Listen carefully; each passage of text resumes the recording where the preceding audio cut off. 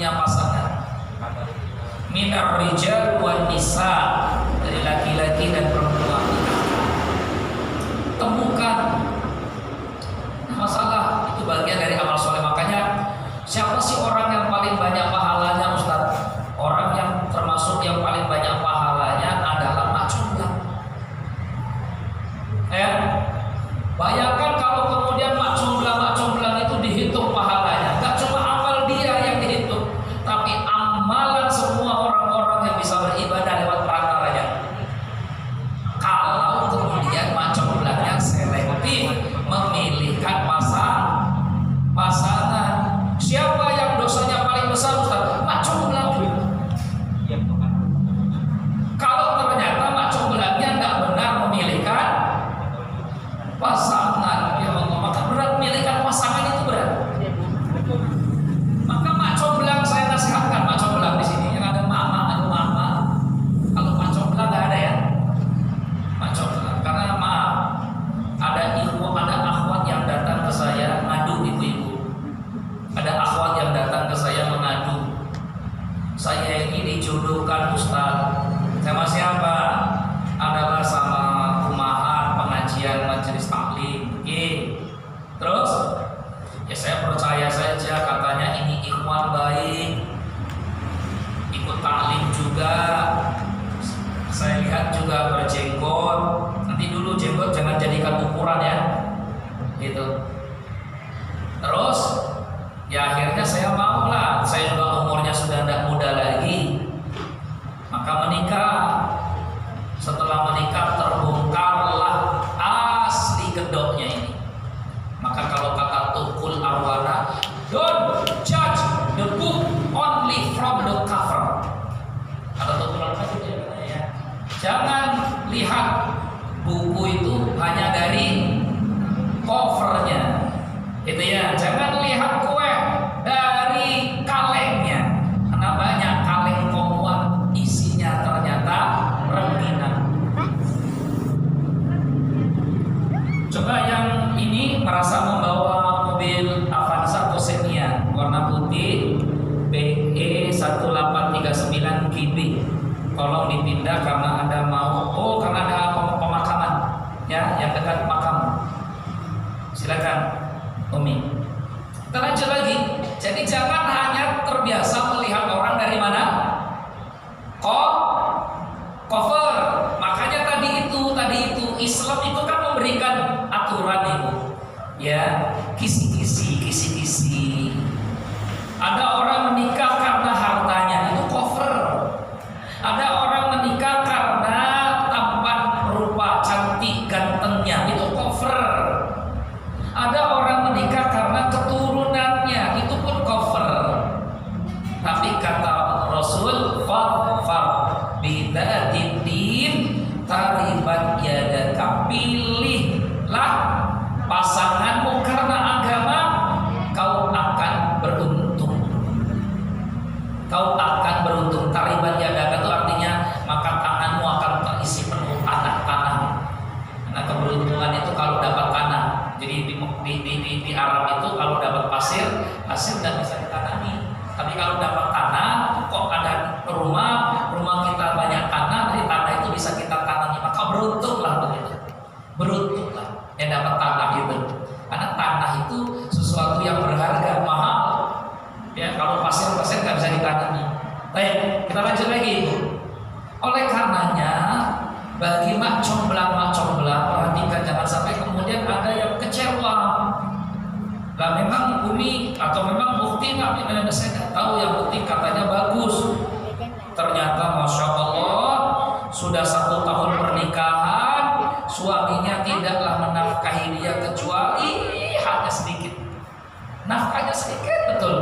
Sedikit itu jangan-jangan Bukti yang kufur. Enggak Ustaz, saya enggak. Ini buktinya saya bawa lengkap dengan catatan hari dan tanggal dia beri uang ke saya. Bawa buku kertas isinya lengkap.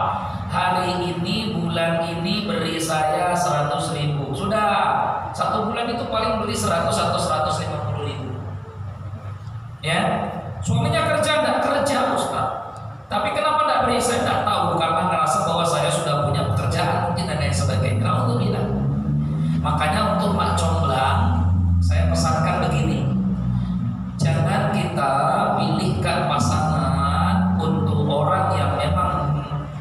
menyerahkannya kepada kita kecuali kita lakukan dua hal terhadap calon yang akan kita tuju itu. Dua, ini aturan yang dibuat oleh Umar bin Khattab ya. Aturan yang dibuat oleh Umar bin Khattab radhiyallahu anhu. Jadi ketika Umar bin Khattab, ketika ada seorang laki-laki memuji seseorang di hadapan Umar bin Khattab, maka kemudian Umar bin Khattab mengatakan, "Ata'rifu, kamu kenal enggak sama orang itu?" "Kenal wahai khalifah." Orang kalau kenal itu beda dengan tahu. Oh saya tahu, tapi belum tentu kenal. Oh saya kenal, sudah pasti tahu. Apa yang dimaksud kenal oleh Umar bin Khattab radhiyallahu anhu? Maka Umar bin Khattab bertanya dua hal kepadanya. Asafarta ma'ahu, asafarta ma'ahu, apakah kamu pernah berpergian dengan dia? Nah, kamu bilang kalau menyalurkan orang, coba ajak berpergian. Kemana Ustaz ya? Pokok kemana aja berpergian kan?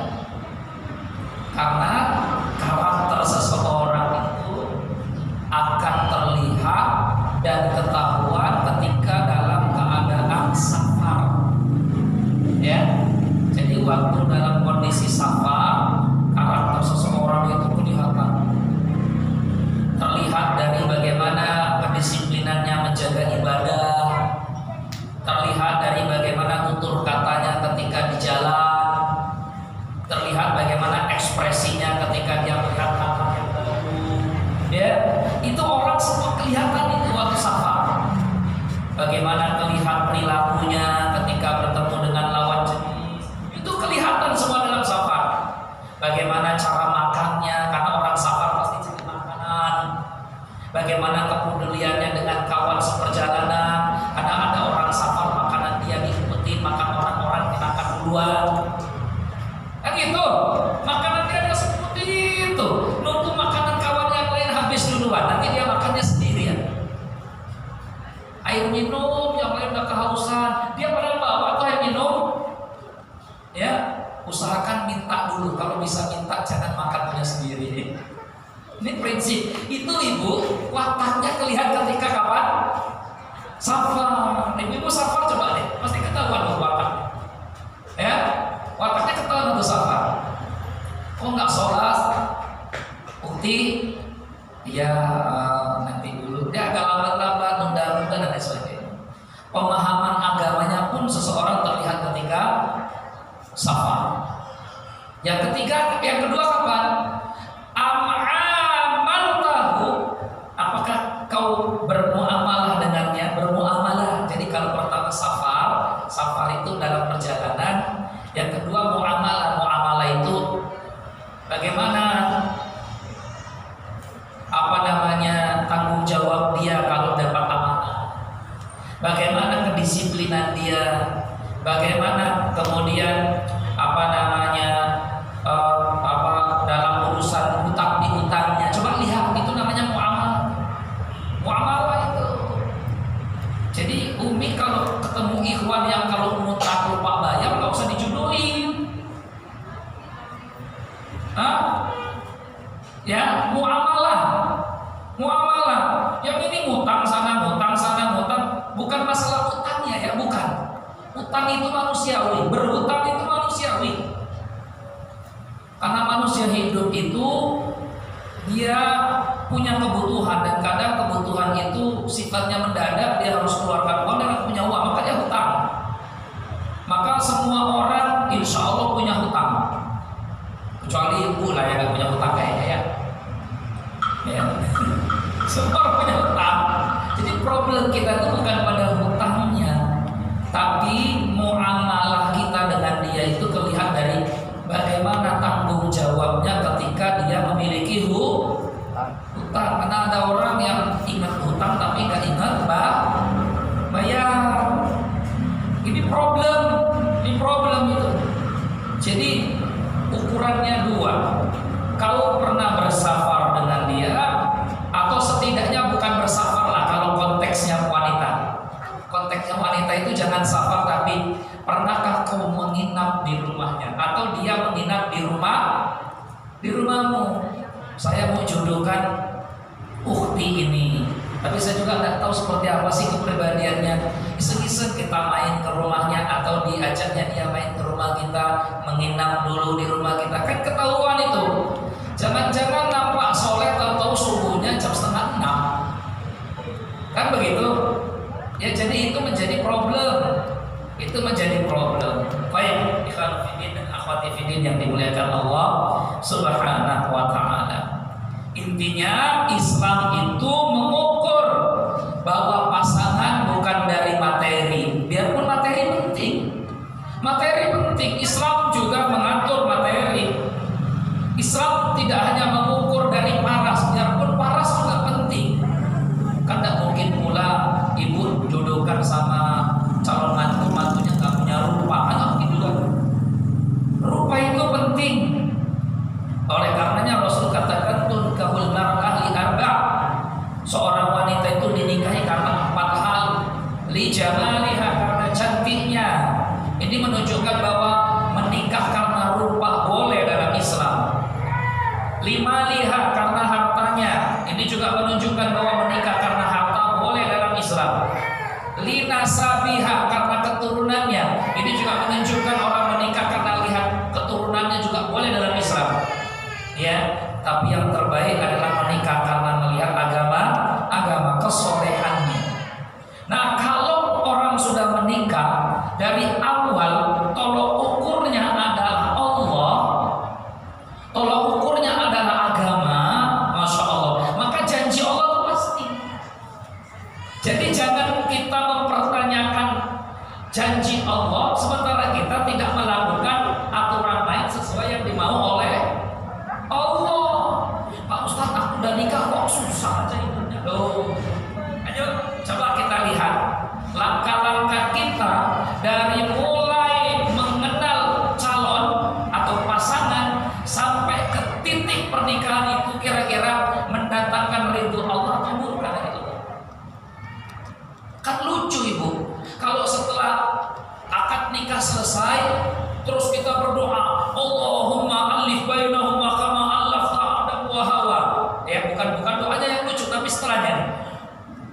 Kama alafta baina Khadijah al-Kubra, ya, wa Muhammad sallallahu alaihi wasallam. Doa banyak-banyak. Allahumma ighfir lana dzunubana. Ini kan bagus. Kita semua terenyuh khusyuk dalam mengaminkan doa-doa, mengharap keberkahan, kebaikan, berikan pahala dalam rumah tangganya ya Allah, ampunkan dosa-dosanya ya Allah. Aminnya itu khusyuk betul sampai orang tuanya meneteskan air mata mengamini doa Pak Ustaz. Setelah amin selesai, wassallallahu ala nabiyina Muhammadin wa ala alihi wasallam walhamdulillahirabbil alamin. Amin. Tareksas dangdutan, jumlah dangdutan ya Allah. Tarik sekarang anak kita ya. Jadi seolah-olah ini doa untuk apa? Ini doa kita berharap kebaikan dan keberkahan tadi itu untuk apa? Kok sudah begitu ketika rumah tangganya mungkin maaf tidak sesuai yang dijanjikan Allah, iyakunu fuqara'a yughnihimullahu min fadli, kita seolah-olah mempertanyakan ini ayat ini arahnya kemana ya Pak Ustaz? Ya, makanya Rasulullah SAW,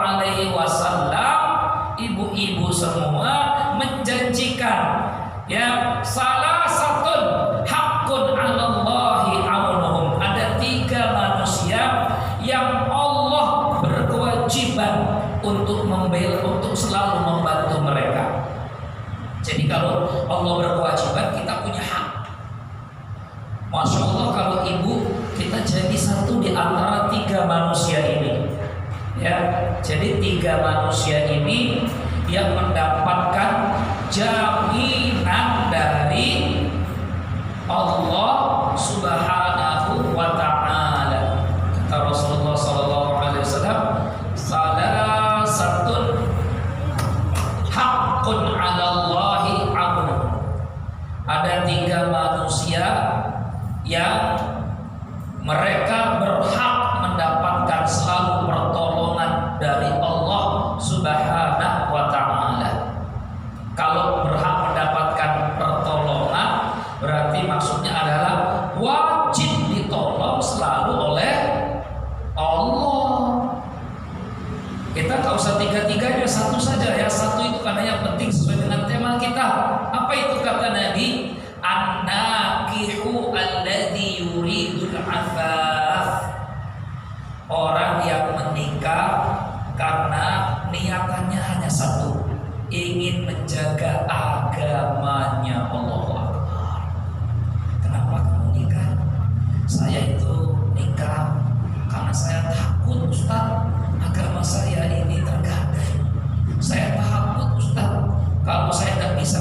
diri saya. Saya takut, khawatir Ustaz, kalau saya nanti lemah tidak bisa mengontrol nafsu saya dan lain sebagainya. Ini cobaan kan luar biasa hari ini. Masya Allah, ya, apapun bisa saja terjadi, ibu-ibu, bapak semua, bisa terjadi semuanya. Maka ada orang yang menikah itu betul-betul ingin jaga agamanya. Itu Allah nanti yang akan menjaminnya. Allah Subhanahu wa taala yang akan menjaminnya. Jadi betul-betul makna iyakunu fuqara yughnihimullahu min fadli. Kalau kau miskin, Allah akan kayakan lewat pernikahan. Ini yang menafsirkan Ibnu Mas'ud sendiri loh Ibu. Lihat kata Ibnu Mas'ud. Ibnu Mas'ud mengatakan begini, radhiyallahu anhu, sahabat Nabi. Tafsir Qurtubi halaman 529. Kata Ibnu Mas'ud, iltamisul ghina, carilah kekayaanmu fin nikah, dalam ibadah pernikahan. Ibnu Mas'ud itu miskin betul. Ya, beliau kerjanya ngembala kambing. Miskin. Waktu bujangan beliau sudah jadi ulama. Ketika bujangan beliau jadi ulama. Tapi hidupnya tetap miskin. Sampai hidup beliau kemudian berubah. Kapan Ustaz hidupnya Abdullah bin Mas'ud berubah? Beliau berubah setelah menikah. Jadi kaya? Iya, jadi kaya. Kok bisa? Karena beliau ketemu jodoh, istrinya pengusaha. Jadi miskin ketemu istri yang pandai berusaha, jadi kaya. Jadi dapat rezeki dari pernikahan. Kok bisa Ustaz? Allah pertemukan. Kalau sudah Allah pertemukan itu kadang di luar logika, ibu-ibu semua. Kadang di luar logika. Coba bayangkan seorang Nabi Muhammad Rasulullah tidak punya bapak, tidak punya ibu, tidak ada harta. Kok bisa ya Khadijah radhiyallahu anha ummul mukminin, ibunda wanita yang paling kaya, tidak ada yang lebih kaya daripada Khadijah di Mekah, tiba-tiba tertarik dengan Rasulullah. Apakah tidak ada laki-laki yang melamar Khadijah? Jangan tanya itu ibu, banyak laki-laki yang mau melamar Khadijah. Ya, tapi Khadijah hanya terpaut hatinya kepada Rasulullah. Itu yang memautkan hati siapa? Yang memautkan hati siapa? Allah. Makanya kata Allah, wa ja'ala bainakum mawaddah litaskunu ilaiha wa ja'ala bainakum mawaddatan wa rahmah. Jadi Allah lah yang menjadikan hati kita ini cinta. Allah itu jadikan cinta. Awalnya kan kita nggak kenal, nggak tahu, kok tiba-tiba kayak ada rasa di hati. Itu yang memunculkan Allah, yang memunculkan. Makanya Umar bin Khattab radhiyallahu anhu juga mengatakan begini, kata Umar, ajabi mimman la yatlubul ghina fin nikah. Alangkah ajaibnya kalau ada orang cari kaya tapi kok dia tidak menikah. Ajaib. Kadang ada pemuda-pemuda, kenapa nggak nikah? Nantilah saya kalau sudah punya kecukupan. Ini ajaib. Justru kamu kalau nikah Allah akan berikan kecukupan. Aku konsepnya agak susah kita masuk ya. Karena kan kita kan begini, kita kan logikanya nanti dulu lah Ustaz, cukup baru nikah. Sementara hukum Allah itu dengan menikah kau akan diberikan kecukupan. Makanya tidak nemu konsepnya akhirnya, kecuali yang dirahmati oleh Allah Subhanahu wa taala. Ya, tapi kembali lagi kecukupan dari Allah itu bersyarat. Syaratnya adalah melayakkan diri kita disebut sebagai soleh dan soleh. Itu masalahnya, problemnya di situ. Melayakkan diri kita untuk disebut sebagai laki-laki soleh atau wanita solihah. Poinnya di situ ya, ibu-ibu semua ya. Makanya menikah itu tidak harus menunggu kaya. Justru dengan menikah menikah itulah Allah akan jadikan kita kaya. Yakinilah itu, yakinilah itu. Baik, sekarang pertanyaannya, apa hukum menikah? Wajibkah? Mubahkah? Sunnah?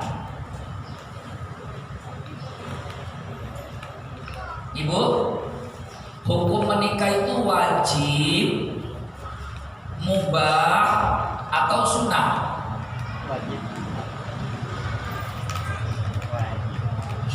Kata Imam Syafi'i, menikah itu hukumnya mubah. Apa itu mubah? Boleh nikah, boleh tidak. Yang mau nikah silakan, dan nikah juga tidak apa-apa. Ini sekali lagi untuk orang yang bisa menjaga diri. Tapi kalau orang yang tidak bisa menjaga diri, semua ulama sepakat hukum nikah itu wajib. Makanya Imam Syafi'i, saya wallahu alam, ini Imam Syafi'i itu khilaf itu begini. Para ulama khilaf tentang Imam Syafi'i, apakah Imam Syafi'i itu menikah atau tidak menikah. Tapi sampai hari ini saya belum menemukan putra Imam Syafi'i. Ya, putranya Imam Syafi'i itu saya belum menemukan. Kalau putranya Imam Hambali banyak, tapi kalau putranya Imam Syafi'i wallahu alam. Makanya mereka, tidak hanya Imam Syafi'i, banyak ulama-ulama yang berpendapat nikah itu boleh, yang tidak nikah juga tidak apa-apa. Tapi mereka ulama yang berpendapat tidak nikah tidak apa-apa adalah ulama-ulama yang sudah mempersiapkan argumentasinya di hadapan Allah. Makanya ada seorang ulama namanya Syekh Abdul Fattah Abdul Ghadar menulis kitab Al-Ulama'u Al-Uzzab Alladzina Asarul Ilma Anis Zawaj. Ulama-ulama yang bujangan karena lebih mementingkan ilmu daripada pernikahan. Ulama-ulama ada yang membujang karena lebih mengejar ilmu daripada menikah. Jadi mereka betul-betul fokus habiskan waktunya menuntut ilmu sampai nggak kepikiran cari istri. Kata mereka, buku itu istriku pertama. Buku itu istrinya pertama.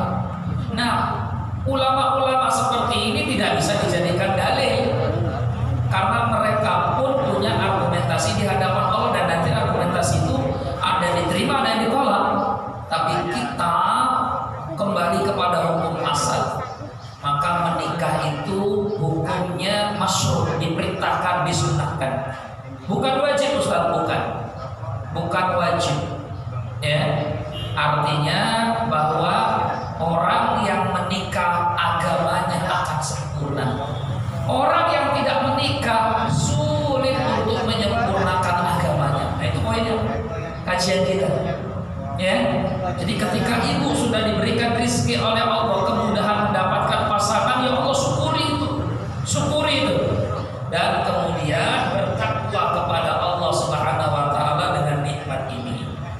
Bersabar, karena ketika ikatan pernikahan itu lepas dari kita, itu berarti pahala ibadahnya telah terputus dan habis dari kita. Makanya dalam pernikahan sabar itu jadi kendaraan utama. Sabar, yang kedua syukur. Sabar, syukur. Mungkin di antara ibu-ibu yang hadir pada pengajian hari ini ada yang pernikahannya seringkali naik kendaraan sabar. Ustaz, dari sejak tahun pertama nikah kami itu banyak episode sabarnya. Sudah sabar jalani. Mungkin ada ibu-ibu yang datang ke pengajian ini sejak pernikahan sampai hari ini kendaraannya syukur terus, alhamdulillah, bahagia ya. Tapi ada yang mungkin rumah tangganya lebih berwarna, kadang sabar, kadang syukur. Ini luar biasa. Jadi ujiannya adalah ibu silakan banyak bersabar atau kemudian mengambil syukur dalam